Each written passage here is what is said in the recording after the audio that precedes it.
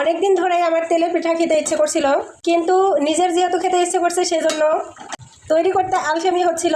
তবে আজকে সকালবেলায় যখন আমি আমার বোনের সাথে ভিডিও কলে কথা বলছিলাম, সে দেখাচ্ছিল যে মা বাড়িতে এগুলো পিঠা তৈরি করছে, আর আমার মেয়েও সেখানে পিঠাগুলো দেখে। তো ভাবলাম ছোট মানুষ হয়তো খাইতে ইচ্ছে করছে, তো ওকে জিজ্ঞেস করলাম যে তোমার খেতে ইচ্ছে করছে কিনা। তো আসলে একটু লজ্জা পাচ্ছিল, লজ্জা পাওয়া দেখে আমি বুঝে ফেলেছি ওর আসলে খেতে ইচ্ছে করেছে, কিন্তু সে লজ্জা করে আমাকে বলছে না। তো নিজের ইচ্ছা করেছে সেই সময় তৈরি না করলেও, কিন্তু যখন বাচ্চার ইচ্ছে করেছে তখন তো অবশ্যই একজন মা হিসেবে আমাকে বানাতেই হবে। যেহেতু পিঠা তৈরির সমস্ত উপকরণ হাতের কাছে ছিল, তাই আর দেরি করলাম না। ওই 3টা ছিল প্রথম ব্যাচের পিঠা। মাশাআল্লাহ, আলহামদুলিল্লাহ 3টা পিঠাই অনেক সুন্দরভাবে ফুলেছে। যদিও একটা ছোট্ট কড়াইয়ের মধ্যে 3টা একসাথে দিয়েছি, তারপরেও কোনোটাতে কোনো রকমের সমস্যা হয়নি। আর এটাও দেখুন কথা বলতে বলতে আর দেখতে দেখতে একে একে কত সুন্দরভাবে ফুলে উঠেছে।